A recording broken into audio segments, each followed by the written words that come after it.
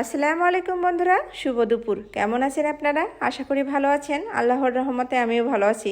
তো বন্ধুরা, আমি আজকে একটা ভর্তা করব, সেটা হচ্ছে বাদামের ভর্তা। তো সেটাই আপনাদেরকে শেয়ার করতেছি, আশা করি আপনাদের ভালো লাগবে।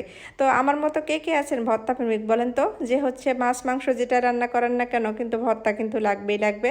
তো আমার ব্যাপারটাও হচ্ছে তাই, আমি যা কিছু রান্না করি কিন্তু ভর্তার মতো মনে হয় মুখে অন্য কোনো কিছু স্বাদ লাগে না।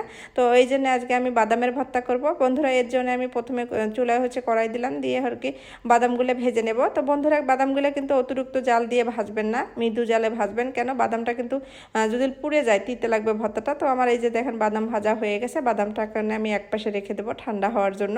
তো বন্ধুরা, এর মধ্যে কিন্তু ভর্তার মধ্যে আমার লাগবে হচ্ছে কাঁচামরিচ, পেঁয়াজ আর রসুন। বন্ধুরা, সবসময় বাদামের ভর্তা যখনই করবেন একটু কাঁচামরিচ, পেঁয়াজ, রসুনের পরিমাণটা একটু বেশি দেবেন, মানে বাদাম অনুযায়ী দেবেন আর কি। কেন, এটা কিন্তু বেশি দিলে স্বাদটা একটু বেশি ভালো লাগবে। তো ঝালটা যার যার ইচ্ছা মতো, যে যেভাবে যতটুকু ঝাল পছন্দ করেন সেইভাবে দেবেন। তো দেখবেন কি কাঁচামরিচ, পেঁয়াজ এবং রসুন অতিরিক্ত কিন্তু ভাজা যাবে না, মানে একটু লাল লাল হবে এবং নরম হবে, এই পর্যায়ে আপনি নামায় নেবেন। তো তারপরে দেখেন আমার বাদামটা ঠান্ডা হয়ে গেছে। এখন আর কি আমি বাদামের খোসাগুলো উঠাই নেব। তো আমি হাত দিয়ে আর কি উঠাবো, ম্যাশ করলেই উঠে যাবে, যেহেতু বাদামগুলো ঠান্ডা হয়ে গেছে। আমি সুন্দর করে বন্ধুরা পরিষ্কার করে নেব। তো দেখেন আমার এই যে পরিষ্কার করা হয়ে গেছে। এখন আমি এগুলো পাটায় বেটে নেব।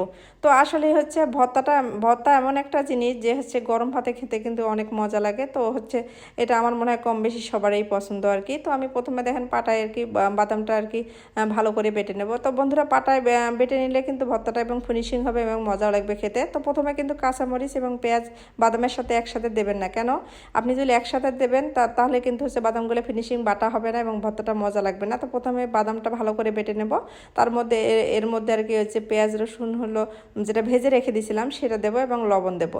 তো তারপরে দেখেন পুনরায় আবার কিন্তু বেটে নেব। তো আপনি যদি বাদাম, পেঁয়াজ, কাঁচামরিচ একসাথে দিতেন তাহলে কিন্তু বাদামটা ভালো করে বাটা হইতো না, ফিনিশিং হইতো না।